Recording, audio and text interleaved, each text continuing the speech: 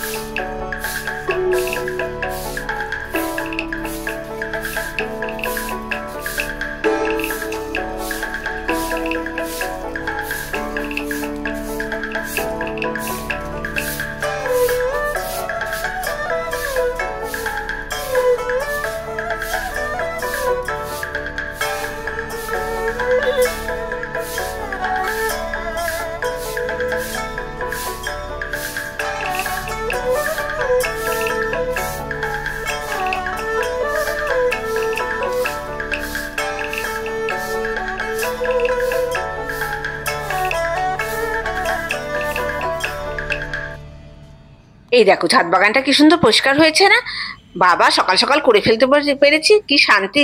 আর ছাদ বাগান পরিষ্কার না থাকলে মন ভালো লাগে বলো? আর মন ভালো না থাকলে শরীর ভালো লাগে বলো? তাই না? ছাদ বাগান যখন পরিষ্কার, তাহলে আমার আজকে মনও পরিষ্কার, মনও ভালো এবং শরীরও আজকে খুব ভালো। আজকে হচ্ছে মঙ্গলবার, আজকে নিরামিষ রান্না বান্না করবো। তাই বলছিলাম, তোমাদের দাদা ভাইরাও সবাই ঘুম থেকে উঠে পড়েছে, ছেলেও ঘুম থেকে উঠে পড়েছে।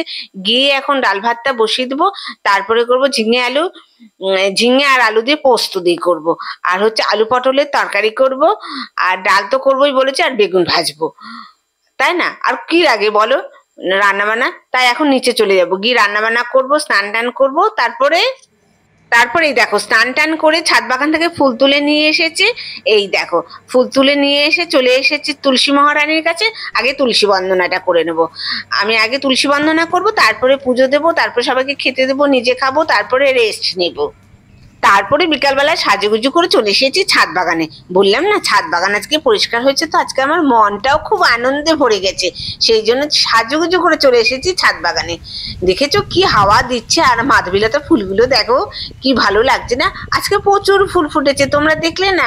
কতগুলো তুলসী বন্দনার ওখানে ফুল নিয়ে গেছিলাম, তাছাড়া অনেক ফুল আছে। এই দেখো টগর ফুলগুলো তুলে নিয়েছি, এখন বেল ফুল তুলবে। এই দেখো সাজুগুজু করে চলে এসেছি ছাদ বাগানে। কি করব তোমরা দেখতে থাকো।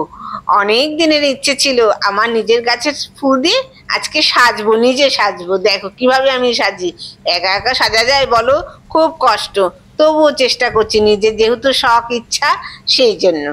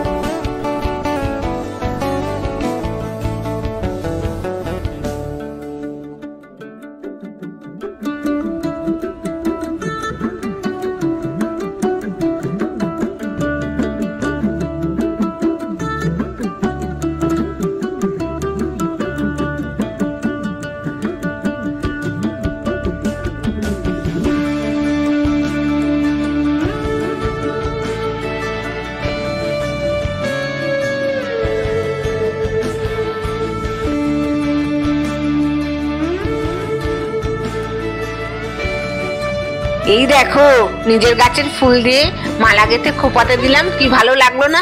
আমার অনেক দিনের ইচ্ছা ছিল যে আমার গাছে মাধবীলতা যখন হবে তখন আমি আমার খোপায় দেব। আর বলো না, ছোটবেলায় মানে বিয়ের আগে ছোটবেলায় এরকম মাধবীলতা ফুল, কলকে ফুল গেঁথে গেঁথে খোপায় দিতাম। আর জানো না, বন্ধুরা মিলে নাচ করতাম, বন্ধুরা মিলে কোথাও পিকনিকে গেলেও আমি মাথার মধ্যে ফুল দিতাম, কোনো জায়গায় ঘুরতে গেলেও আমি এরকম মাথার মধ্যে ফুল দিতাম। আমার যে কি ভালো লাগতো, সেটা আজকে পুরো মনে পড়ে গেল গো।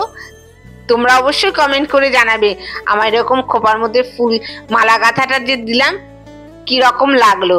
এবং কি বলবো জানি না এখন কিরকম হয়েছে, আমি তো পেছনটা দেখতে পাচ্ছি না, নিচে গিয়ে আয়নাতে দেখবো।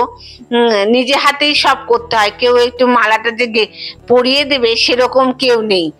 যাই হোক, সন্ধ্যা হয়ে গেছে জানো তো, সেই 6টার সময় এসেছি, এখন গাছে জল দেওয়া হয়নি, জলগুলো বাকি আছে দিতে, তাই জল দিয়ে নিচে নেমে যাব। ব্লগটা আর বাড়াবো না। তোমাদের কিরকম লাগলো আমার এই ছাদ বাগান ব্লগ বলতে পারো, আবার আমার ছাদ বাগানের প্রতি ভালোবাসা, ফুলের প্রতি ভালোবাসা, তোমাদের যেটা ইচ্ছা বলতে পারো, অবশ্যই কমেন্ট করে জানাবে কিরকম লাগলো। নতুন বন্ধুদের কাছে অনুরোধ, আমার ভিডিওগুলো যদি একটুও ভালো লাগে আমার এই চ্যানেলটিকে সাবস্ক্রাইব করে আমার পাশে থেকো। আর পুরনো বন্ধুদের অসংখ্য অসংখ্য ধন্যবাদ আমার পাশে থাকার জন্য।